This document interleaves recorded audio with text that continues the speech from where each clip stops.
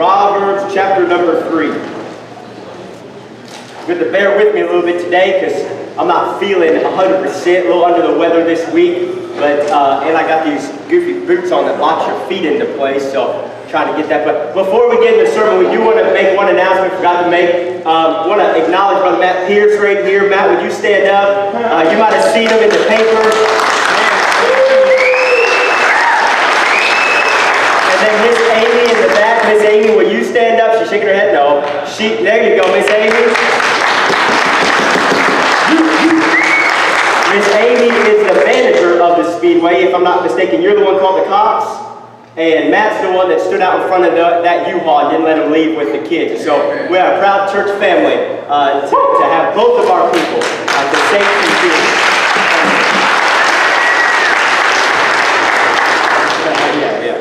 Anyway, so Proverbs chapter 3. Now, you might be wondering, what in the world is Pastor wearing? Why am I dressed up like a motocross rider?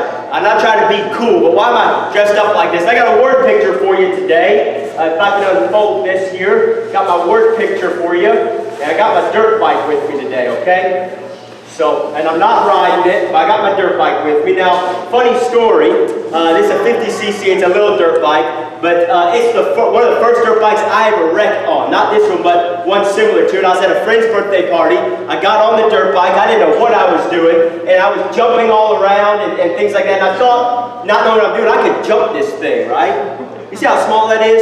Let me tell you something, you can't jump these things, okay? Well, I thought that I could because he was jumping. So I throttled down and went off that jump, realized it didn't have shocks like it should. I wailed my chin on that handlebar, busted my chin all open. And that was my first experience in the dirt bike.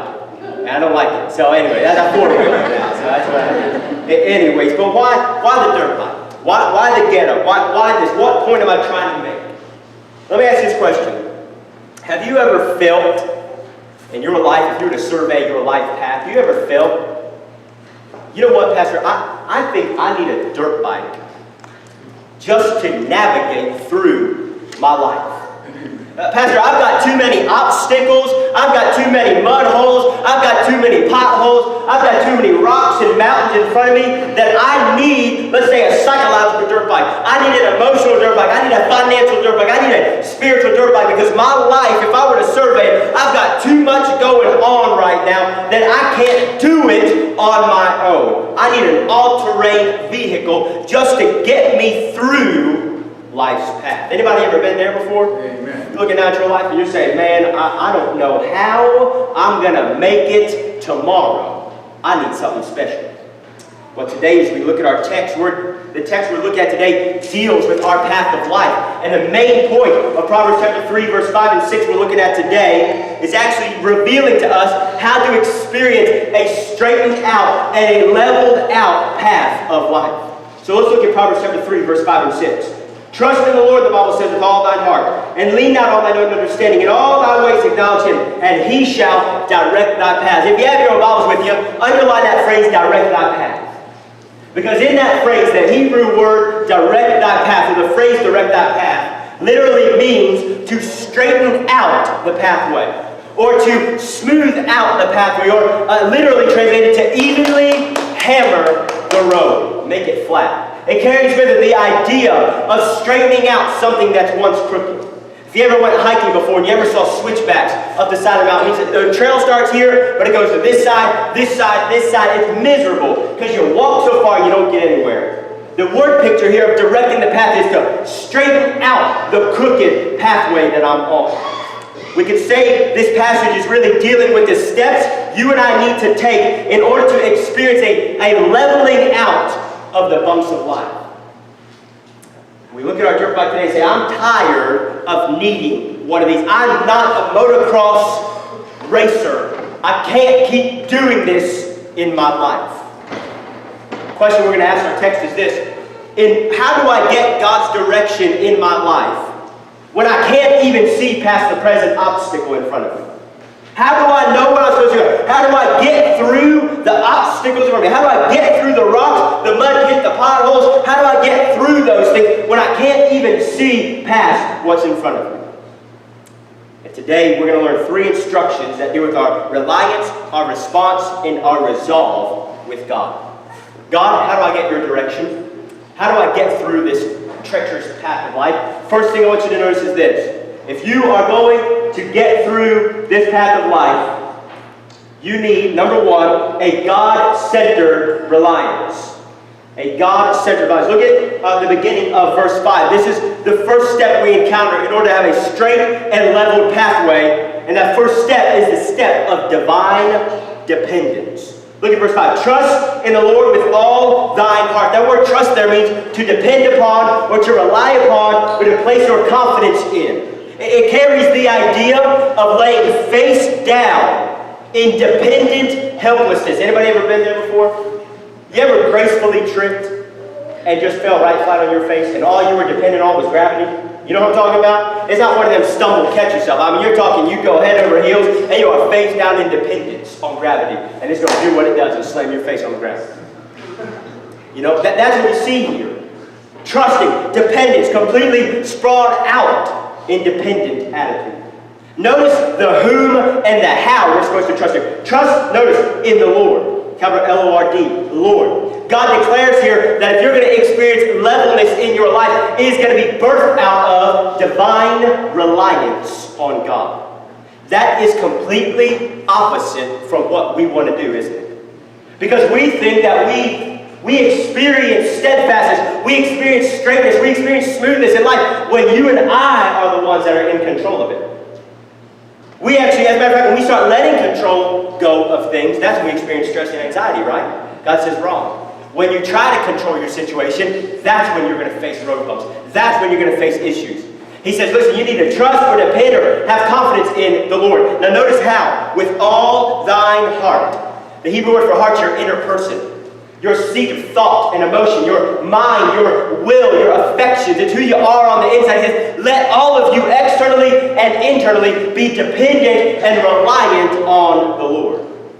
We're taught here that if you're going to have confidence in God, if you place your confidence in God, you will experience a straightening out of the bumps of life.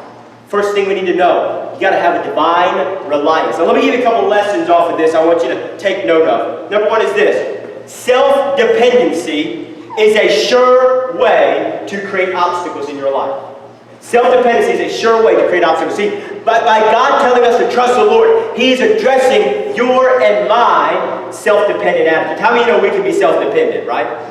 We say we're dependent on God, but a lot of times we can be self-dependent.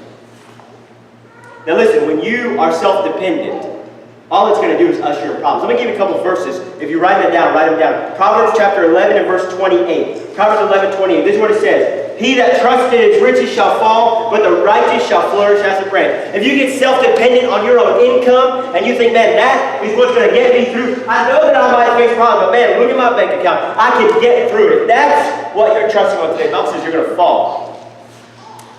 Proverbs 11:28. Write this down. Isaiah 30, verse 12 and 13. Isaiah 30, 12 and 13. This is what the Bible says.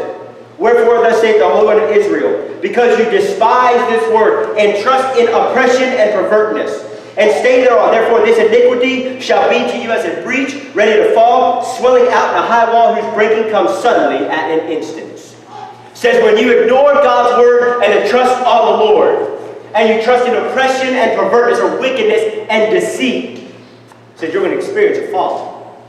Write this verse down. Proverbs 28 and 26. Proverbs 28 and 26. This is what the Bible says in Proverbs 8:26. He that trusts in his own heart is a fool, but whoso walketh wisely, he shall be delivered. The Bible says you want to trust in your own self, your own heart, is foolish.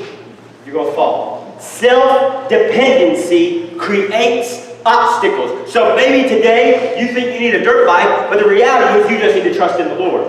And it'll level out the path. Next thing I want you to know is this. Trust is a heart issue. Notice the text says, trust in the Lord with all thy what? Might? No. Trust in the Lord with all thy insight? No. Trust in the Lord with all your plans? No. Trust in the Lord with what? All your heart. We know that heart belief is the key to salvation. Romans 10:10. For with the heart man believeth unto righteousness. Heart is where trust comes. Heart is where the belief comes. The inner person. So when we fail to put our confidence in God, notice where it stems from. It stems from the heart. Let me say it this way. Trust is not a head issue, it's a heart issue. But a lot of times we make it a head issue, don't we? I can't do that, Pastor, because I can't wrap my head around how God's going to provide. Listen, you don't got to wrap your head around it. You got to wrap your heart around it. There's a difference.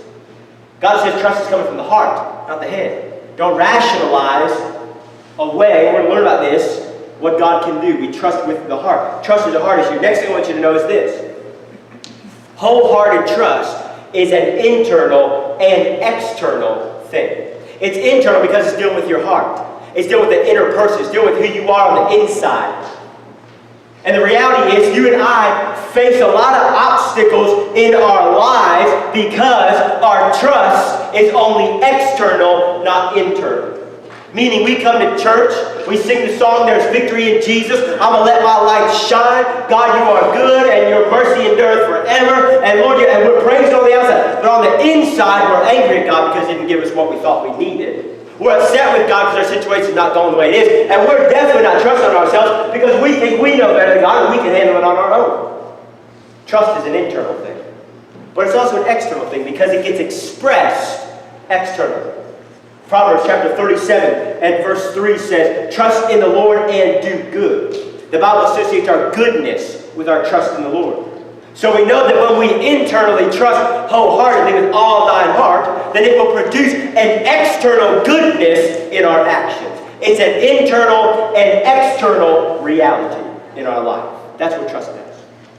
The last thing I want you to know before we go on the next point is this. Trust involves knowledge. God did not ask you in this text to have a blind trust. He commanded to have a dependent trust. There's a difference between blind trust and dependent trust. Blind trust says, I'm going to believe in spite of reality, in spite of fact, in spite of what I can see clearly, in spite of logic. I'm going to believe, even though all these things say contrary, I'm going to believe my own way. That's blindness. And God has never called us in the Bible to trust blindly. He's always called us to trust dependently. What does that mean? An educated, informed faith that takes a step, not in spite of what we know, but because of what we know. We take a step. Yeah, amen. Notice the object of our trust. Trust in the Lord. Capital L-O-R-D in the text. When you see capital L-O-R-D in the text, what name of God it's referencing is Jehovah or Yahweh. It's not referencing Adonai or Elohim, it's referencing Yahweh. And that's a specific name of God that has to deal with a personal knowledge of God, a relationship with God. As Strong's Concordance says it, use of this name implies a covenantal or personal relationship. It means that when we trust on the God that we know, and therefore we know He will deliver. It's an informed faith. So to place your trust in the Lord is to have a fully informed and fully convinced trust in the nature of God. That is, hear me, that is important when you're not experiencing levelness in life and you cannot see the hand of God in your situation. When you look around you and you're looking for God and you think you see Him here, but man, it's failed here. I'm trying to do something here and it's failed here. And your situation seems bleak. As a matter of fact, it seems like God is working against you and I cannot see God's hand in my situation. Trusting in the Lord tells you when you can't see His hand, you trust His heart. When you can't see God doing something actively, you get to trust that God told me His heart. He is not willing that any should perish. He will perform the good work which He began. He takes all the bad, Romans 8:28, any situation I'm in, and He works it out for the good of me and His glory. God does not let the righteous suffer or the soul to famish, as the Bible tells us.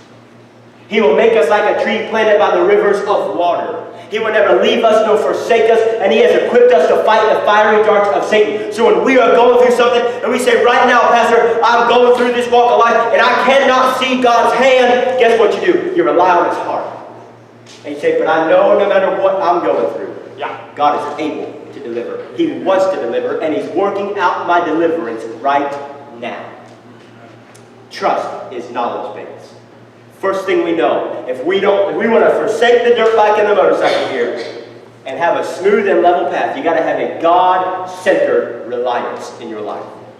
Second thing I want to point out, if you're going to forsake the dirt bike and have a straight and level path. You've got to have a God-centered response. A God-centered response. I got to change. God-centered response. Nope, didn't change. Okay. Yeah. God-centered response. Look at me in verse 5. The next step that we encounter here to experience levelness and straightness is the step of divine dependency. Look at verse 5. Trust in the Lord with all thine heart, and what? Lean not on thine own understanding. The word lean there means to support yourself up, or to rely on in natural instinct, or to rest upon. And the first time it's translated lean in the Bible is with Samson, when he is brought into the temple where the Philistines are gathered, and he says to the young lad, let me touch the pillar that I can rest on it. Let me rest on the pillar. Let me lean, the Bible says, on the pillar. It's the idea of resting or supporting yourself when you are weary. Notice this instruction here is in the negative. It says, lean not. Now, God's not telling us what to do. He's telling us this is what you shouldn't do. You shouldn't lean on your own understanding. The word understanding there means your own insight or your own discernment or your own way of thinking. See, God instructs us here that if we're going to experience smoothness in our life path, it will result from trusting God's sufficiency in our life. The reason that your life gets bumpy sometimes, the reason why you face obstacles and roadblocks in your life is because you rely on your own sufficiency, which takes you, hear me, out of the will of God.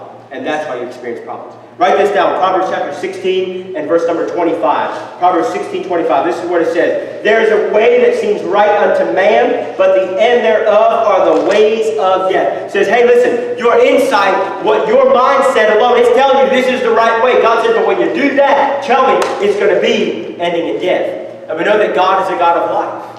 And so if it's going to end in death, guess what? It's going to take you from the will of God, and you're going to experience a problem. And hear me, when you ignore the plan of God, you're ushering in man's problems. Right. And you face those obstacles in life. Amen. Second thing we learn, if you're going to have straight and levelness in your life, it's going to be because you have a God-centered response. Let me give you a couple lessons here. Amen. Number one, we create potholes and obstacles in our path when we rest on our insight alone. God says here, don't lean on your own insight. Don't lean on your own understanding of situations. Why? You know what? God knows us too well, doesn't he? We learned that last week. God says you got to speak truth and mercy. This week we learned God says just don't lean on your understanding. Why? Let me tell you a little bit about who we are. We're short-sighted. We're narrow-minded. We're emotionally driven. We at times can be hot-tempered, so I say praise the Lord. You can also be, I see, man, people are looking around. I'll tell you what, man, you get to see some stuff up here. We get hot-tempered, and at times we can be irrational. It means when a bump shows up in life, guess what we tend to do? Focus right in on it. We ignore the things God has allowed around us. We ignore God's grace. We ignore God's mercy. We look and we are so fixated on the issue at hand that we fail to see God. We fail to see the path. We fail to see the help around us. We fail to see the church people God put around us. And what we tend to do is get so focused on that. And then, whenever it's a bump in your life, you got a knee-jerk reaction away, an emotionally driven response, and next thing you know, you're causing more problems than if you were just to sit there and rely on God's working in your life. God says you're going to create obstacles if you keep on your own self-dependency. Second thing I want you to learn is this. You cannot see past the next second, so stop acting like it. Amen? This is important. Somebody's take note of that. I can't see past the next second, so I'm going to just stop acting like it. Another way to say it is this way. When you rest only on your inability to see past the next second, when you rest on your insight, which is your inability, you will experience failure and trouble in your life. Amen. And here's a principle I want to give you today. When you rest on your insufficiency, you experience your inadequacy. I'm going to say it again. When you rest on your insufficiency, failure to see the future, then you will experience your inadequacy. This is so important. Again, I got another word picture here today. I got two dowel rods with me, okay? I got two dowel rods with me. One's whole, one's pretty insufficient. I cut it the other day and I taped it back together, but it'd be all right. So, now if I were to lean on this one, it'd hold me up, wouldn't it? If I were to rest on this one, it'd hold me up. I'm not putting a lot of weight on this right now. I'm moving around. It's holding me up pretty good. I can rely on this, especially if I start to stumble and fall, it's got me. But if I go to stumble,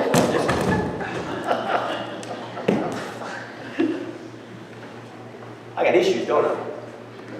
Why? Because when I rest on the insufficient, it reveals the inadequate. And when you rest on your insight alone about your situation, let me tell you something, you will find real quick you're inadequate. Because you will find yourself face down, independent help, tripping over life. Can't see past the next second, stop acting like it. Next thing I want to point out is this.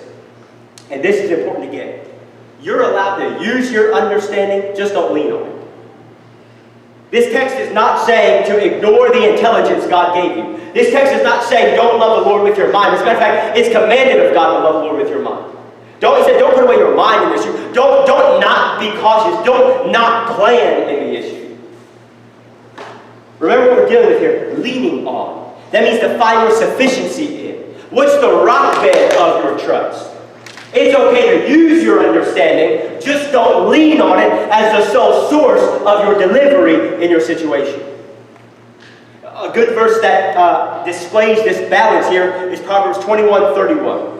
It says, the horse is prepared against the day of battle, but safety is of the Lord. So what does that mean? It means that there's an enemy coming against these people who wrote that verse. And they got horses and chariots and armor, so they get that ready. And they've got the horse prepared for battle, man. They got their spear in hand, and they're ready to go to war. But in the end, they say, but reality is, no matter all the resources I've got together, I'm still knowing that God's going to bring the victory. Yeah. God's going to bring the safety. Well, means God's telling you, gather together your resources, but understand something. I'm the one in control of it all, and I'm the one in whose insight you need to trust, even when you think you're going to lose the battle. You're allowed to use your understanding, just don't trust on it. Last thing I want to say, we'll move to the last point, is this. It's really a question. What is your plan B?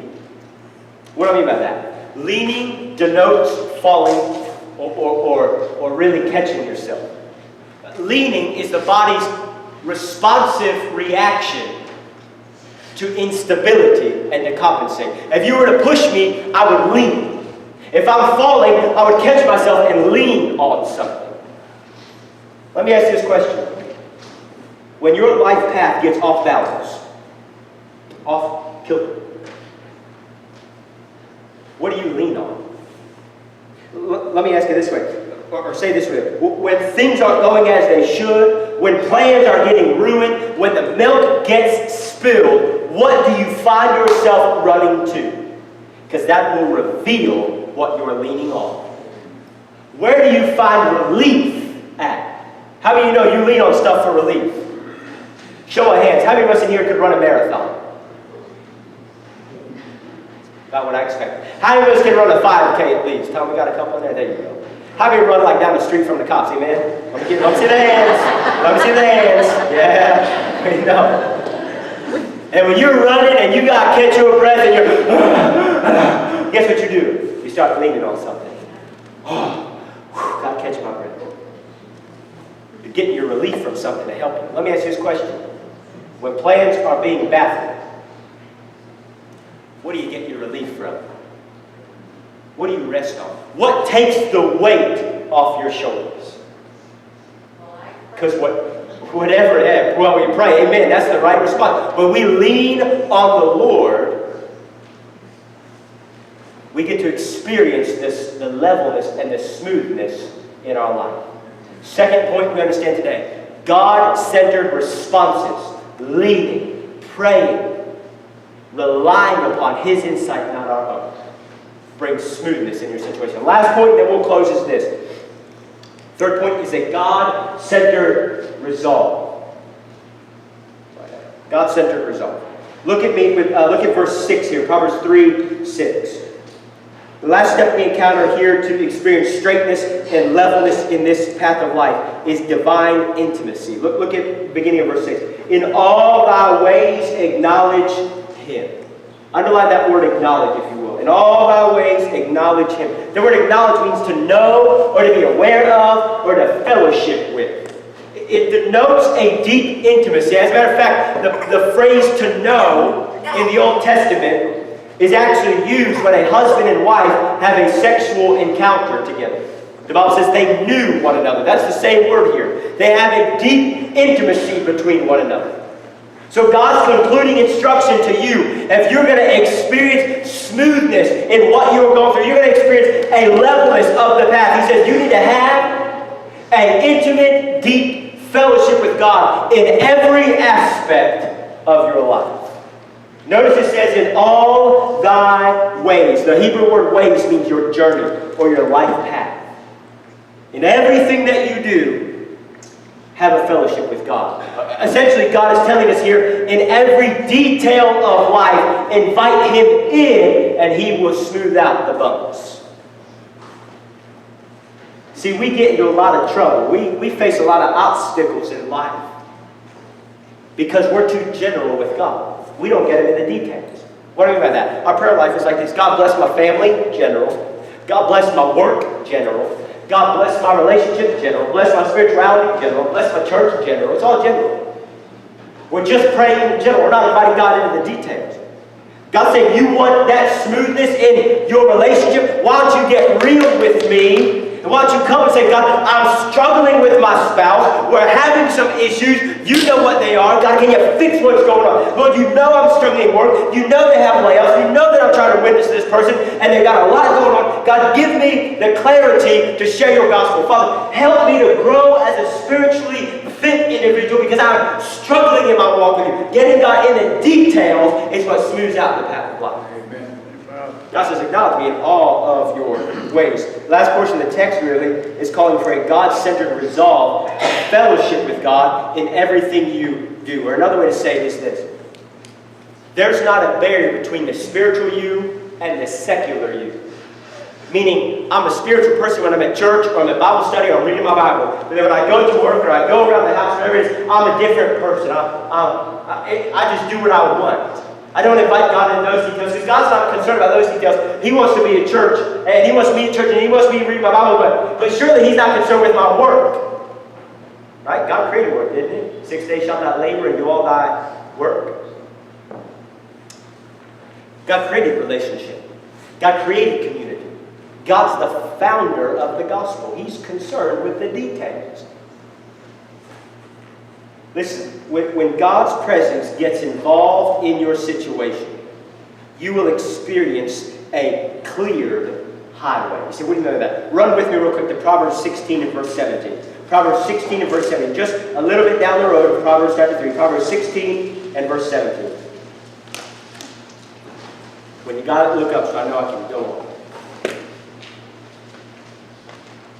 Proverbs 16, 7. There we go. Here we go. It says this. The highway of the upright is to depart from evil. He that keeps his way preserves his soul. The Bible says about highway there. So what is a highway? A highway is not a 4-lane gravel or a blacktop road where the speed limit says 70, but everybody knows you do 85, right? No, you're not supposed to say right. You're in church, right? You say you're supposed to do speed limit. Amen? Now you're not supposed to say amen because y'all lying. Y'all know you speed. Anyways, listen. A highway is not what we see up the street, 480 and things of that nature. That's not the highway he's talking about. A highway in the Bible times is a cleared out path that made for smooth travel in that day and age. When the forerunner would go before the king, he would take the machete with him and he would cut down all the weeds so the king could come to that village on a highway. That's the idea of John the Baptist being the forerunner. He's clearing the way for the king to show up. So the Bible says you're going to experience a highway of the upright when you depart from evil. What he's saying is this, all those weeds, that situation that's tangling you up right now, God says He can come in and trim it up and prune the situation so there's a flat and level and straight highway to walk on. When you have a righteous fellowship with God, He clears your way so you could have forward maturity or forward progress with God in your situation. What I want you to learn from this point is this. One of the main reasons Christians experience self-inflicted potholes and mud pits in life is due to compartmentalization. So what does that mean? It means we keep God over here. We say, God, you're in this compartment. When I come to church, meet with me. When I read my Bible in the morning, meet with me. When I read my devotion, read with me. Guys, as a matter of fact, you're allowed to be over here because I got some relationship issues, so I'm going to keep you here. And you could be over here because, I got Bible study. And actually, I need some house projects done, and my finances are a little skinny, and so maybe you help me out with that too, God. But don't touch the sin I'm dealing with. God, don't get involved. Don't let your word convict me about this. Don't send my church family and start addressing what I'm struggling with. Stay out of that. You're allowed to be here and help me. But God, you got to stay out of this. My thought life, stay out of it. My trust and dependency and my inner self-dependencies, just stay out of it. So the reason why y'all need dirt bikes, and God tells us the reason why we need a dirt bike in life is because we put God in compartments in our life and say, God, do it X, Y, and Z, but don't touch these other areas. Surest way to create obstacles to do that. Third thing God addresses in our life is our God-centered resolve to have Him involved in everything that we do. Psalm chapter 37 and verse number 5 says, Commit thy way unto the Lord, trust also in Him, and He shall bring it to pass. Whatever it is, He says, commit your way, commit your life, commit your journey to Him, and He will bring it to pass. Now, I'll close by saying this. When you take the steps of divine dependence, divine sufficiency, and divine intimacy in your life, what do you experience? Look at the end of verse 6. He shall direct thy paths. He comes into the bumps.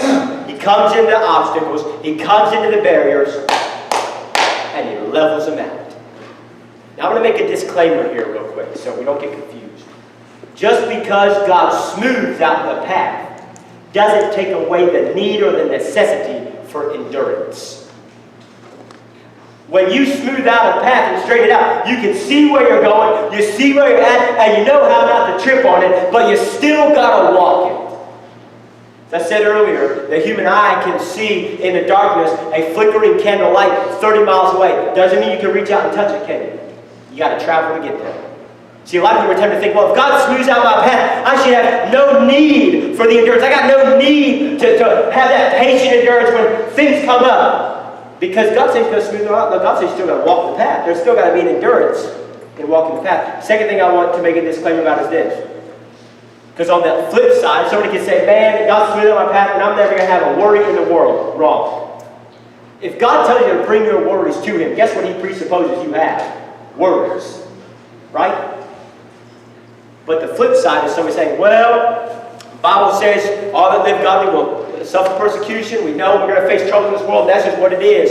And yeah, He smoothed it out, but that's not, listen to me. If God says He can smooth out your path, He can smooth out your path. Yeah.